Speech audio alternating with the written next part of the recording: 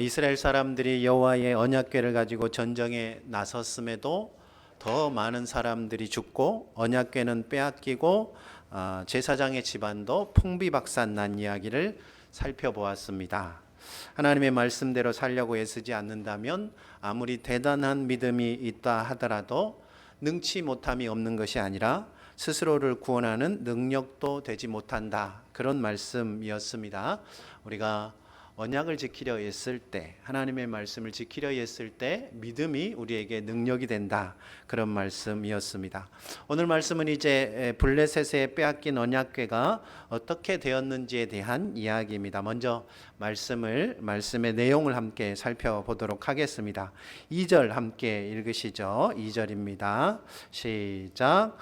블레셋 사람들이 하나님의 궤를 가지고 다곤의 신전에 들어가서 다곤 곁에 두었더니. 아멘. 하나님의 궤를 다곤의 신전에 가져다가 다곤 신상 곁에 두었다. 그런 말입니다. 다곤은 블레셋 사람들이 섬기던 신의 이름인데요.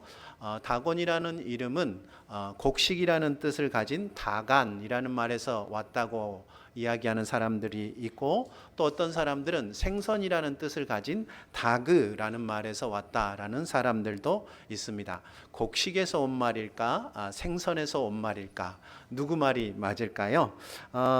메소포타미아 지역의 기록을 이렇게 살펴보면 다곤이라는 신은요, BC 3000년 전부터 등장합니다. 그러니까 가나안 지역에는 이미 다곤이라는 신을 오래전부터 숭배하고 있었는데요. 원래 가나안 지역에서 믿던 이 다곤이라는 신은 비와 구름을 관장하여서 풍요와 다산을 가져다 주는 그런 신이었습니다. 그러니까 농사 짓는 데 도움이 되는 신인 거죠. 그런데 블레셋 사람들이 남긴 기록을 보면 다곤을 어떻게 그려놓았냐면 반은 사람이고 반은 물고기 형태로, 그러니까 인어 그죠? 위에는 이렇게 사람이고 아래는 꼬리는 이렇게 물고기 꼬리가 있는 그런 모습으로 그려놓은 것도 있고, 또 어떤 그림에는요 이렇게 사람이 위에서부터 아래로 이렇게 반 틈만 사람이고 뒷부분 머리서부터 요 뒤에 꼬리까지가 또 생선인 그런 형태로, 그렇게 반반인 형태로 그려놓은 그림들도 있습니다. 그러니까 이렇게 사람 반 물고기 반인 그림도 있고 이렇게 해가지고 앞으로 사람 뒤로 물고기 그런 그림도 있습니다. 그러니까 원래 가나안 사람들이 숭배하던 농사 신에서 물고기 신으로 신이 어떻게 한 거예요? 진화를 한 겁니다. 원래는 농사신이었는데 물고기신으로 진화했다라고 생각해 볼 수 있겠습니다. 왜 진화를 했냐면 아마도 해양 민족이던 이 블레셋 사람들이 다곤을 받아들이면서 자신들은 주로 바다에서 생활하는 사람들이었기 때문에 바다에서도 이 다곤신의 도움을 받기를 원해서 농사신 반 그리고 이 고기잡이신 반 이렇게 진화를 시킨 것으로 보여집니다. 신이 진화했다고 하니까 참 재미있는 이야기죠. 참 이 사람들의 생각이 얼마나 이게 참 허구맹랑하고 또 재미있는지 모르겠어요. 신도 이렇게 진화를 하는 겁니다. 어쨌든 이 다곤의 신전이 블레셋 사람들이 살던 아스돗 지방에 있었는데요. 블레셋 사람들은 이 신전의 다곤 신상 옆에다가 하나님의 언약궤를 가져다 두게 됩니다.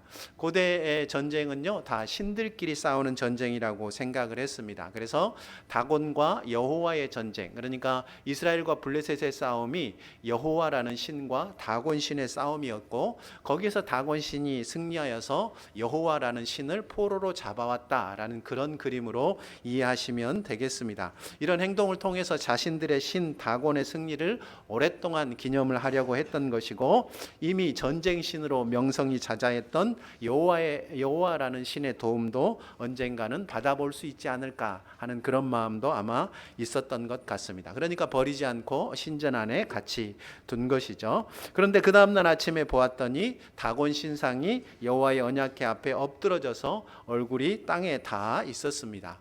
하나님의 언약궤 앞에 절을 하고 있는 모습이죠. 다곤이 힘이 세서 전쟁에서 승리를 준 줄 알았더니 정작 하나님과 다곤만 둘이 딱 놓았더니 이제 다곤이 하나님 앞에 납작 엎드렸다, 그런 이야기입니다. 그래서 블레셋 사람들이 얼마나 당황했겠습니까? 그래서 얼른 다곤 신을 일으켜 세워가지고 신상을 일으켜 세워가지고 제자리에 세워둡니다.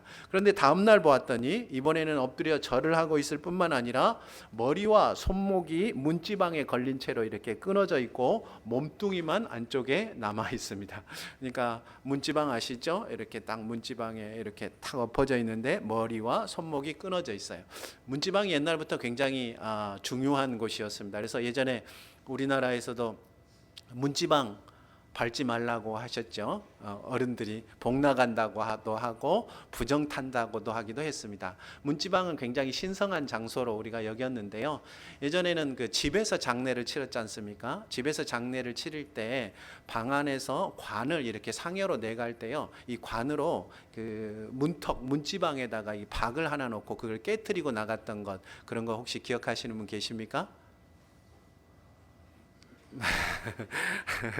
예전에는 그런 습관이 있었습니다. 그래서 이게 이승과 저승의 경계이기도 하고 신성한 것과 세속의 경계이기도 하는 굉장히 중요한 의미, 한번 넘어가면 돌아올 수 없는 그런 중요한 의미를 가진 곳입니다. 어쨌든 이 사람들이 그런 의미를 가지고 했는지 어쨌는지는 모르지만 이 다곤 신상의 머리와 그리고 손목이 끊어져서 문지방에 놓여 있고 몸뚱이만 안쪽에 남아 있었다, 그런 이야기입니다. 머리가 잘렸으니까 생명이 없다는 것이고 손목이 잘렸으니까 힘을 쓸 수 없다는 말입니다. 그것이 바로 몸뚱이만 덩그러니 남아있는 그 모습을 통해서 분명하게 보여주는 거죠. 생명도 없고 힘도 없는 다곤이라는 우상의 실제를 하나님께서 보여주신 것입니다.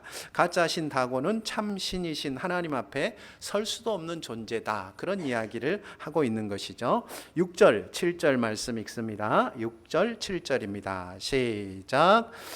여호와의 손이 아스돗 사람에게 엄중히 더하사 독한 종기의 재앙으로 아스돗과 그 지역을 쳐서 망하게 하니 아스돗 사람들이 이를 보고 이르되 이스라엘 신의 궤를 우리와 함께 있지 못하게 할지라 그의 손이 우리와 우리 신 다곤을 친다 하고. 아멘.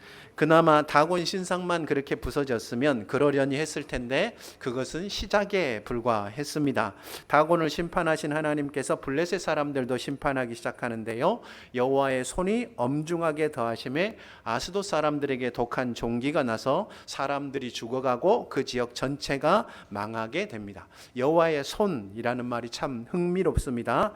가짜 신 다곤이 손목이 끊어져서 힘이 없는 존재다라는 것을 보여주었다면 하나님의 손은 아스돗 사람들을 벌하시고 그 지역을 망하게 할 만큼 능력이 있음을 분명하게 대비시켜 주어서 보여주는 말이라고 할 수 있습니다.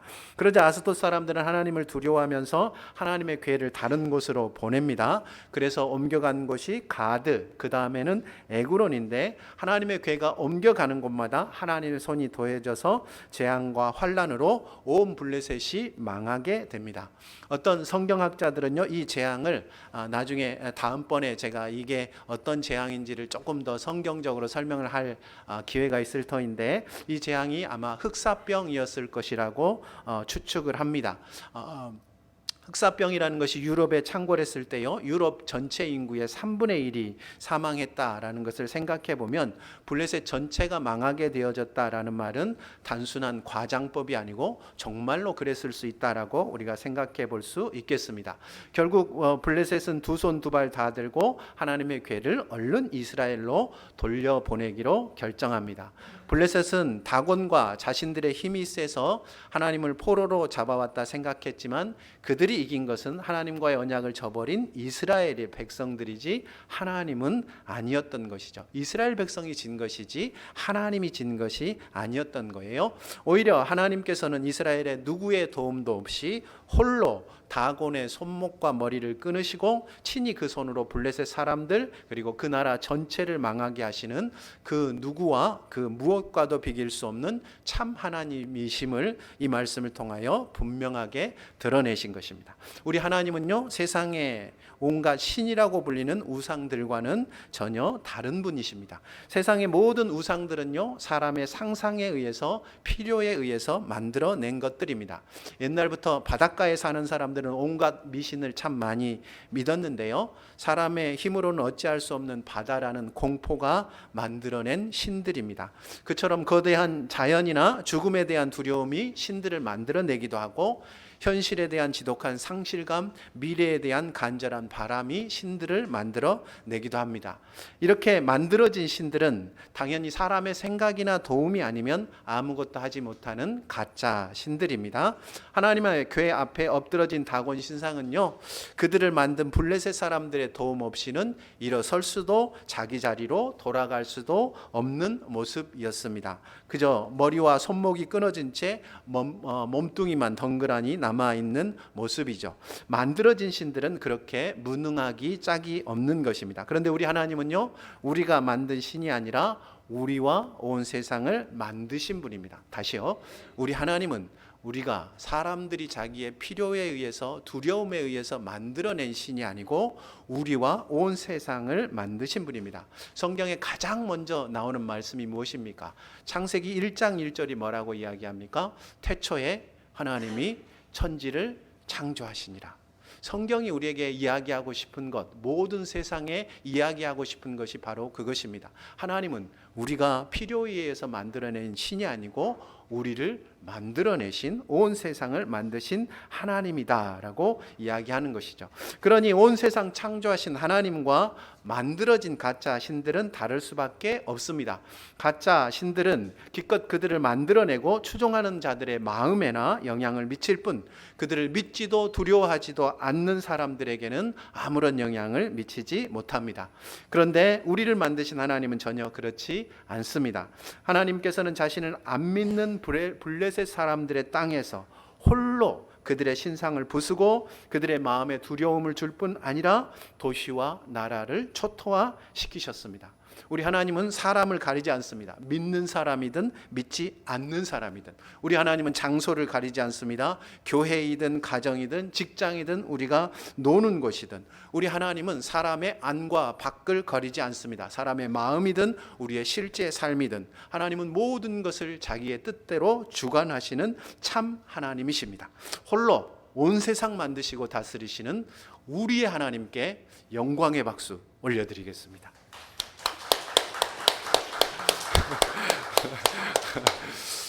참, 목사님도 사인을 주고 하시지. 한참 졸고 있는데 영광의 박수라니요. 다음부터는 사인을 드리도록 하겠습니다. 집중하여 들으시고 제가 박수 치자고 할 때 박수 치시면 됩니다. 하나님이요, 우리를 만드신 분입니다. 그리고 지금도 우리를 주관하신 분입니다. 당연히 우리의 박수를 받아 마땅하지 않습니까? 예, 그러면 다시 한번 힘차게 영광의 박수 올려드립니다.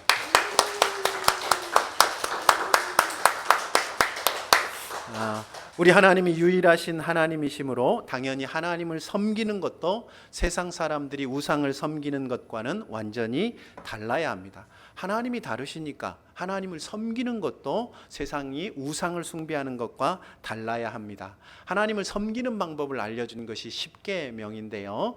그 중에 첫 번째 계명이 뭡니까? 십계명의 제1계명.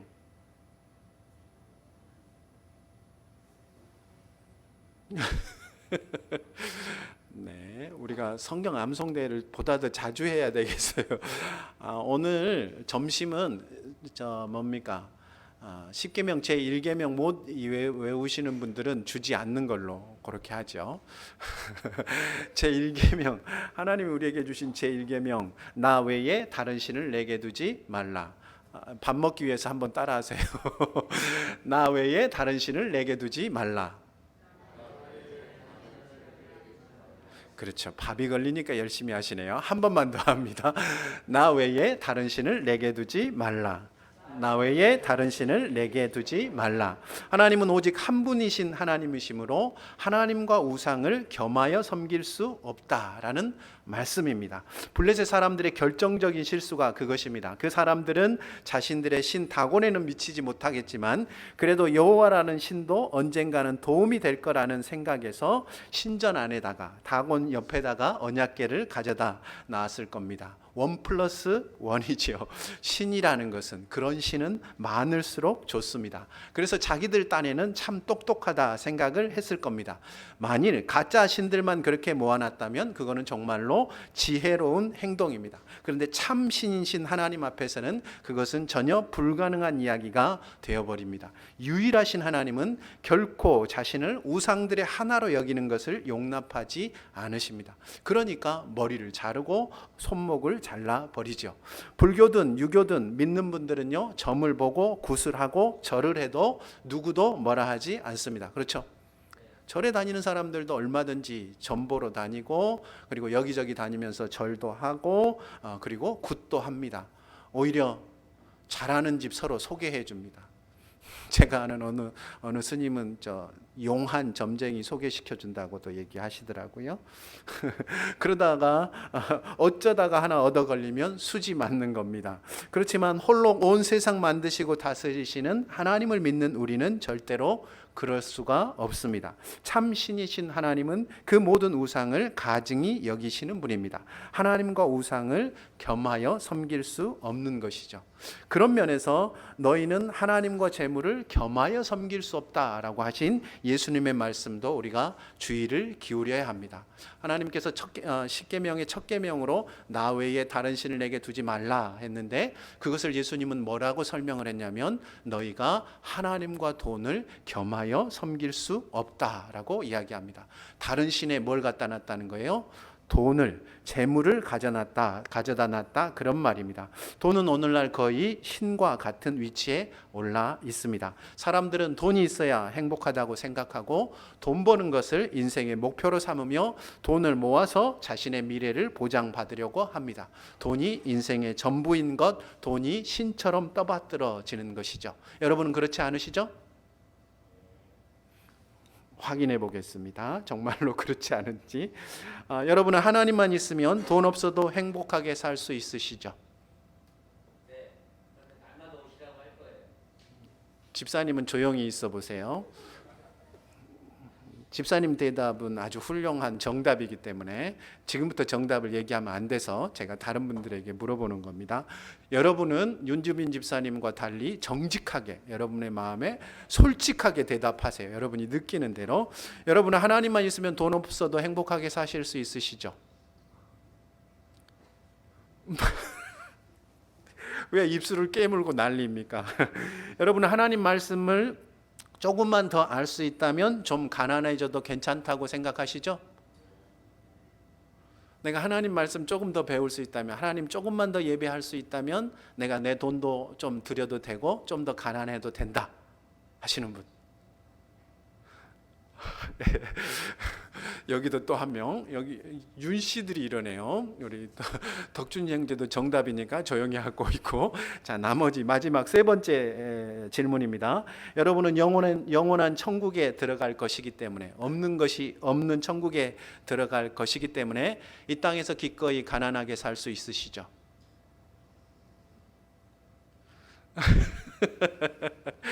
몇 년 안 되잖아요. 천국에서는 영원인데, 천국에서는 모든 걸 다 있잖아요. 그죠? 풍성하게.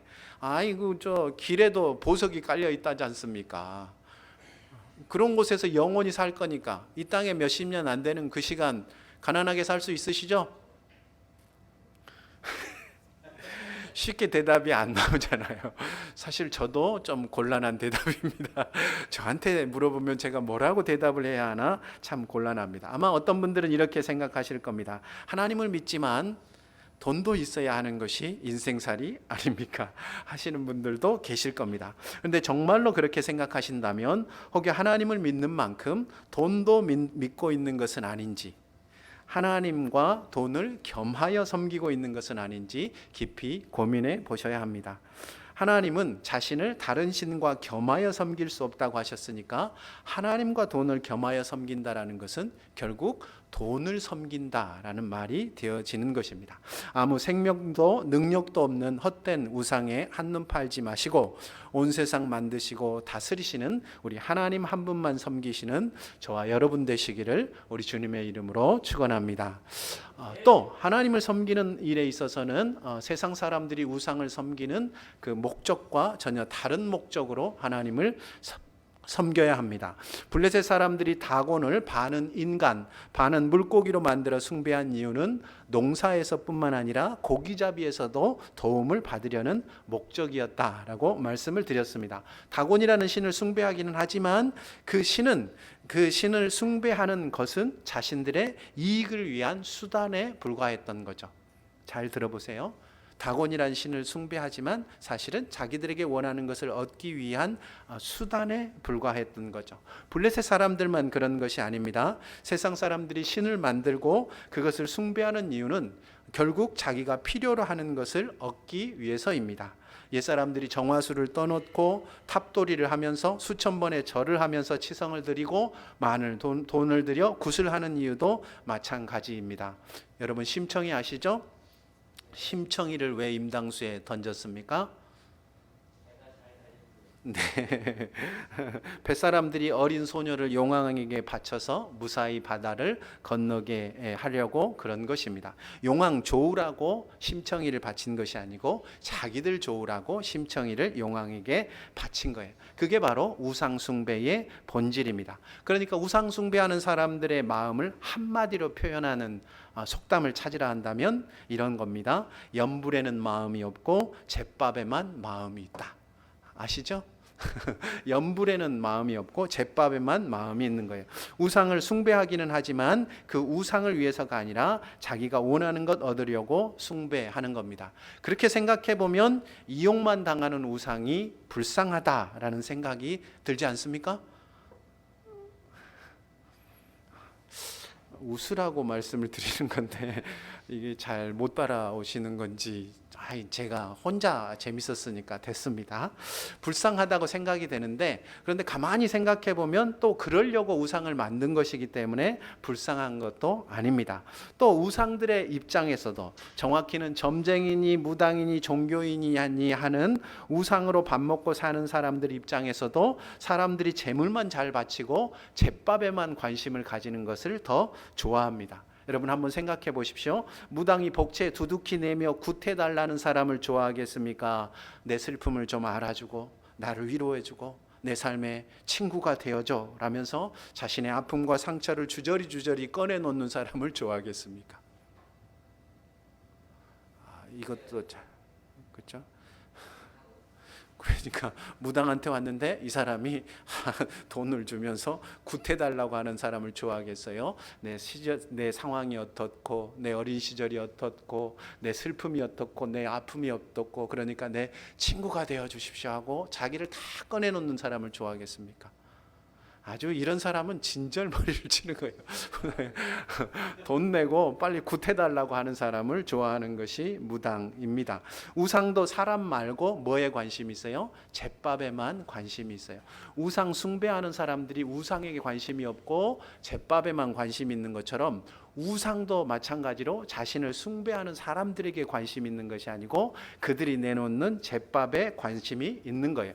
말은 숭배니 믿으니 하지만 우상 숭배의 본질은 그저 잿밥을 주고받는 비즈니스인 거예요. 서로 잿밥을 원하고 또 잿밥을 주고 하는 그런 비즈니스 관계인 겁니다. 원래 그러려고 만든 우상이고 그러려고 하는 우상 숭배이니 정말로 당연한 것이라고 할 수 있습니다. 그런데 우리 하나님은요 전혀 그렇지 않습니다. 우리 참고 말씀 사무엘상 15장 22절 23절 말씀 함께 읽으시죠. 사무엘상 15장 22절 23절 말씀입니다. 시작.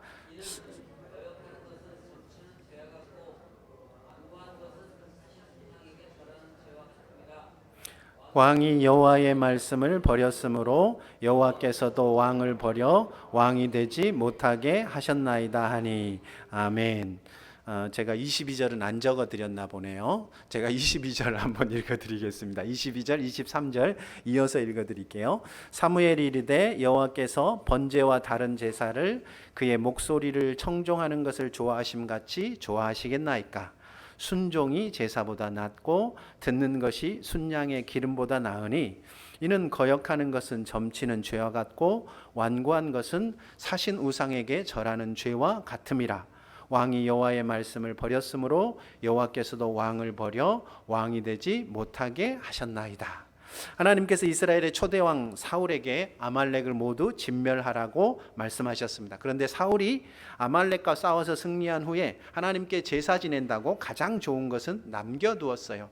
견물생심이라고 물건이 너무 좋아서 아까우니까 하나님께 드린다라는 명목으로 남겨둔 것입니다. 사울의 생각엔 아마 이랬을 겁니다. 내가 좋은 것으로 하나님께 제사하면 하나님도 기분이 좋아지셔서 내가 좋은 것 좀 가져가는 것 정도는 눈 감아 주실 거야 라고 생각을 한 겁니다. 좋은 것으로 제사해서 하나님 잘 달래고 내가 원하는 것을 얻는 것, 이것이 바로 우상 숭배하는 사람들의 마음인데 바로 똑같은 마음으로 하나님께 사울이 제사한 것입니다.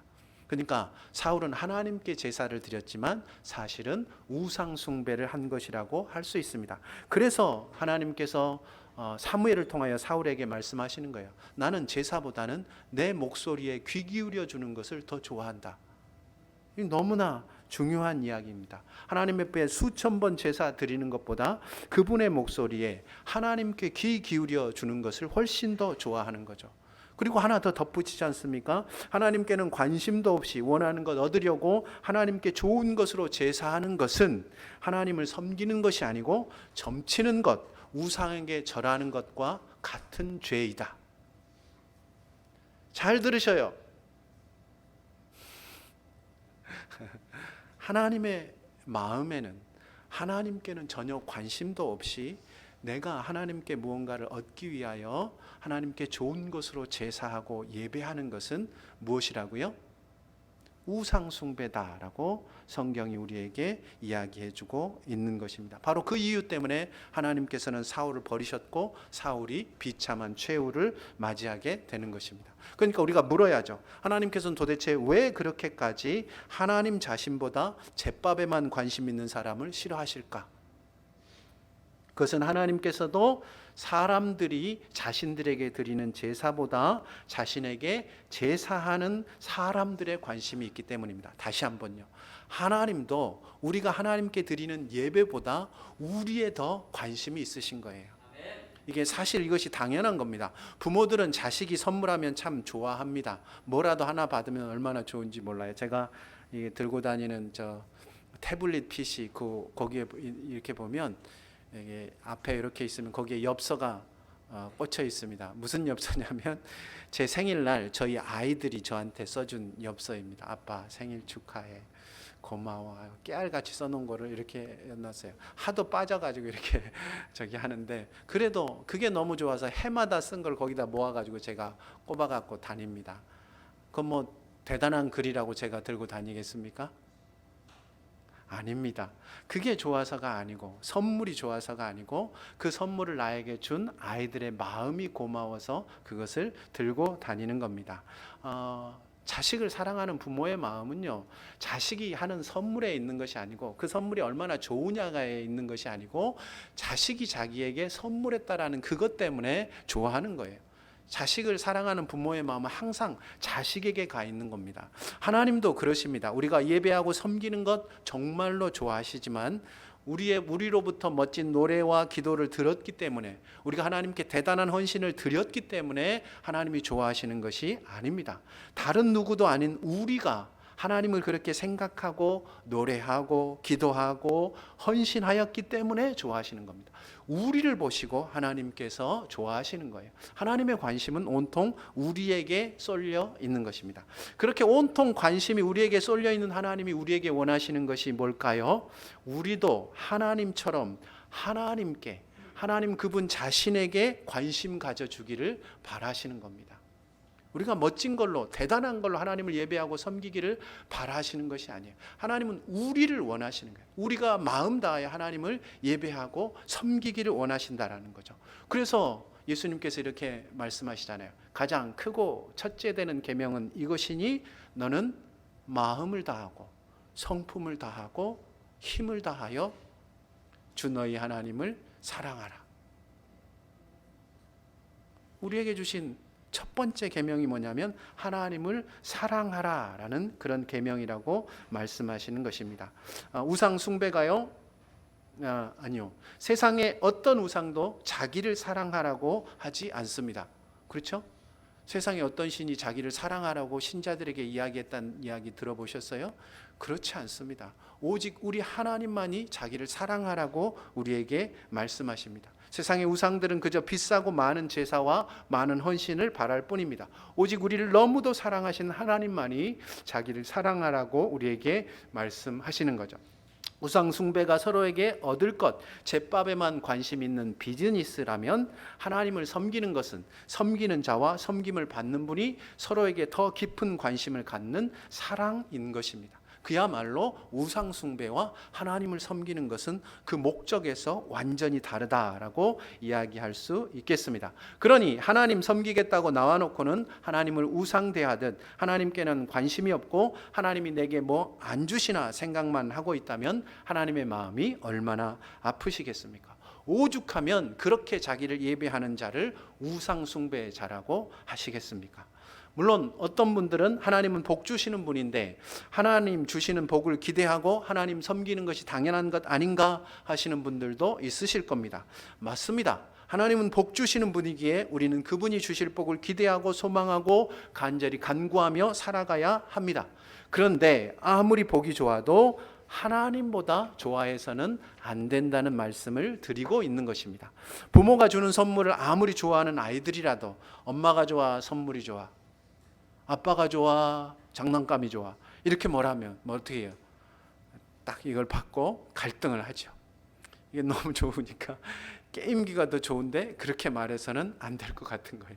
그래서 너무너무 아깝지만 아빠를 보면서 아빠, 엄마 이렇게 대답하는 겁니다.